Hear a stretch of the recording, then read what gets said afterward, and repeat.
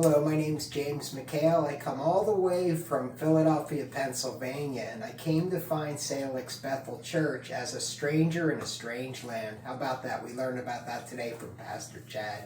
I met him in a circuitous way. I was here visiting the love of my life, Diane, and she was going through some health challenges, and thanks in part, large part, to the prayers of this church and the intervention of our good Lord and Savior, she's here today. She's over there directing me as I speak, so welcome. And thank you for all of the prayers, and I'll go into a little bit more of the specifics regarding that. But generally, I felt like a stranger in a strange land, and I knew what I was going to face to help her. I was fortunate that I cared for people with her condition at a major university hospital in Philadelphia, so I was well prepared physically and mentally to do it, but I wasn't prepared spiritually.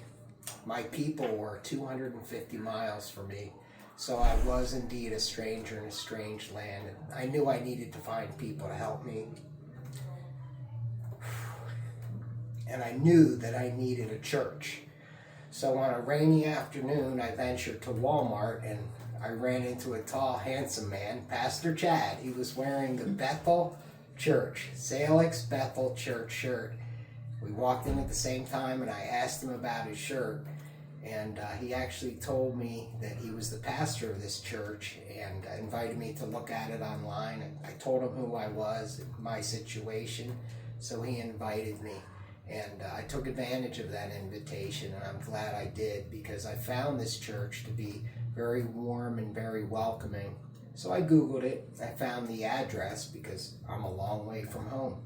I come all the way from Eagles territory, so to walk into Steelers territory was a big step for me, but I was willing to do that. And it's interesting because as I walked up to the church, I noticed the stone and the rock formations, and I thought, on this rock I will build my church. The first person I met when I walked through the doors was a man named Peter. You can't make this stuff up. So I'm all about taking these signs, whether it's double rainbows that tell me that Diane's going to be okay, or a structure made from rock, and the first man I meet is Peter. You can't make this stuff up, you know? So I came into the church, and I had been, prior in a previous life, a two-time loser.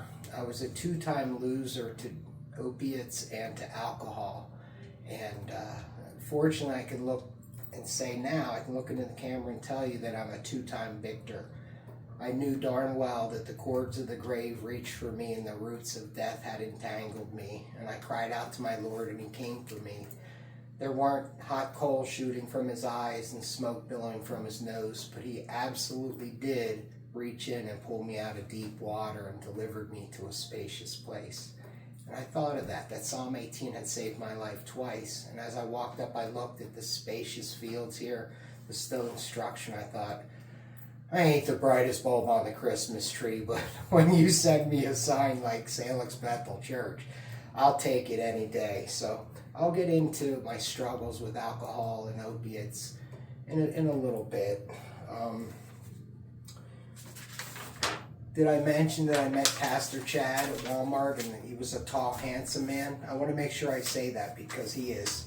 And I knew that I needed to lean on other people. I couldn't do it myself. So I'm fortunate that I found this church.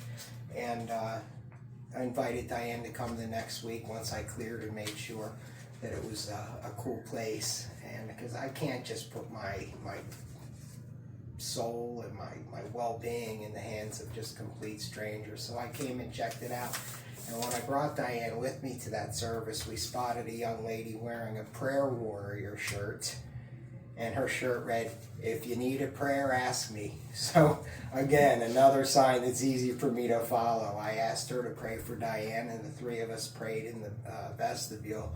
And I thought, boy, this merch, these shirts are pretty powerful. I'm 2 for 2 with the Salix Bethel with Pastor Chad and the Prayer Warrior shirt from Brandy Holzapfel. So I'm grateful for that.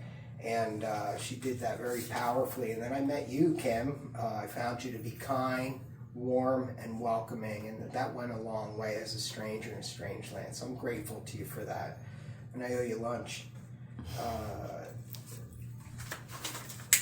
It gets better. I found my church. It's actually 241 miles from where I live, so I clocked it. I do it all the time. I'm happy to do it. When I drive, it's my alone time to recharge my batteries and to think and pray and listen to podcasts about how to be a better person and how to fish better. And I've become a fisher of men and women. I put down my nets. My name's James. He came for the fishermen, James and John. They followed him and the dance went on. So I put down my net. I still pick up my fishing rod once in a while. That's why I was at Walmart. I was getting trout lures, and there he was. So I pay attention to that. I've become a fisher of people. My life had spiraled out of control before I got here. I'd gotten addicted to opioids. They were prescriptions, so I thought it was okay. My doctor, who's a friend and colleague, told me to take them, and I'd gotten addicted. The devil had gotten his claws into my soul very, very deeply. And I had an epiphany where I was actually at the gates of heaven, and St. Peter said, no, your name is not in the book of life. You can't come in.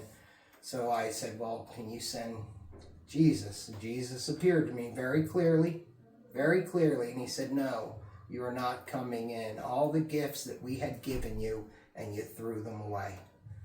No, you're not coming in. And that scared me. It scared me. I had done the math. I had woken up and there was a bottle of prescription opiates that was half empty, and I had taken the other half over a short period of time. I did the math, and I knew that should have been enough to kill me, and it did not. And I prayed Psalm 18 for the good Lord to come to help me, and he did. He pulled me out of the deep water. I pray that every day, every single day of my life. And it's interesting because today we had an opportunity to hear about, the opportunity to hear, well done, my good and faithful servant. And I had written this over several days. I didn't know Pastor Chad was going to refer to it. And I knew at that time in my life when I was ripping and running with the drugs and alcohol, I was not welcome into the kingdom of heaven. It was told to me very clearly. So I began to reach out to others for help in any way possible, and I had, through a 12-step program, had a spiritual experience. It's actually step 12, and part of that spiritual experience is to reach out and help others. And in the course of helping others, we get closer to God. So that has helped me tremendously. So now I'm optimistic. I'm certainly in a much better place spiritually. My soul is in a much better position so that I might hear, well done, my good and faithful servant.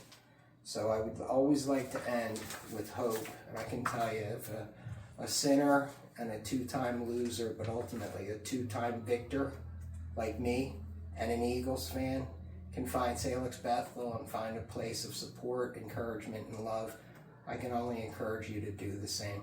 You can look for me. I'm here most Sundays. I might be wearing an Eagles shirt in Steelers territory, but you're welcome to come over and say hello to me.